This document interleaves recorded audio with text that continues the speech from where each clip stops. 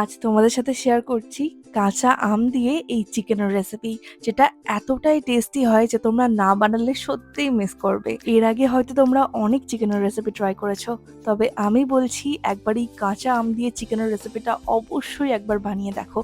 অসাধারণ খেতে হয়। তাহলে চলো আজকে বানানো যাক আম মুরগি। তার জন্য নিয়ে নিয়েছি এখানে আমি দুটো কাঁচা আম। আমের খোসাটা ছাড়িয়ে আমগুলোকে প্রথমে টুকরো করে নেব।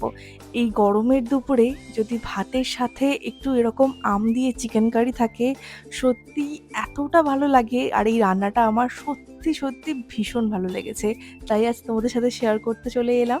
তো আমগুলো এখানে আমি টুকরো করে নিয়েছি। এবার আমগুলোকে পেস্ট করে নেব। তার জন্য ইউজ করছি গারো রিগাল পার্সোনাল ব্লেন্ডার। এই ব্লেন্ডার জারের মধ্যে এবার সমস্ত টুকরো করা আমগুলোকে দিয়ে অল্প একটু জল দিয়ে একদম স্মুথ করে কিন্তু পেস্ট বানিয়ে নিতে হবে। তো এখানে আমি অল্প করে এখানে জল অ্যাড করে দিয়েছি। এবার আমি ঢাকনাটা লাগিয়ে পেস্টটা বানিয়ে নিচ্ছি। আর এই রান্নাতে কিন্তু খুব বেশি মশলার একদমই প্রয়োজন হয় না।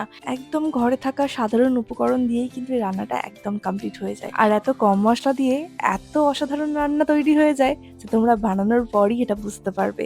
তো এখানে আমার আমটা পেস্ট হয়ে গেছে। এবার এখানে নিয়ে নিয়েছি আমি 1 কেজির মতো চিকেনের মধ্যে এবার পেস্ট করে রাখা সমস্ত আমটাকে দিয়ে এটাকে ভালো করে মাখিয়ে নিতে হবে।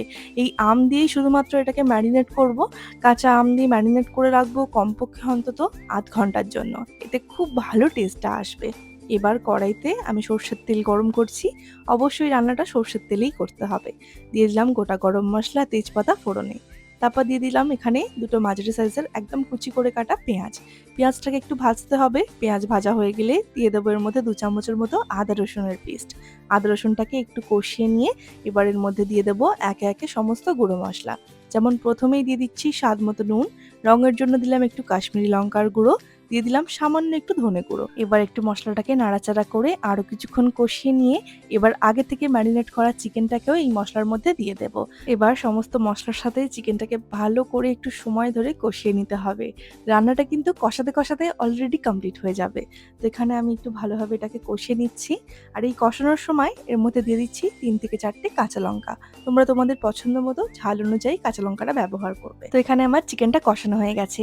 এবার এটাকে একটু ঢাকা দিয়ে কিছুক্ষণের জন্য কুক করে নেব। প্রায় 10 মিনিট পর চিকেনটাকে একটু ঢাকনা খুলে চেক করে নিচ্ছি। চিকেনটা কিন্তু খুব ভালোভাবে সেদ্ধ হয়ে গেছে। এবার এর মধ্যে আমি 2 চামচের মতো চিনি ব্যবহার করছি।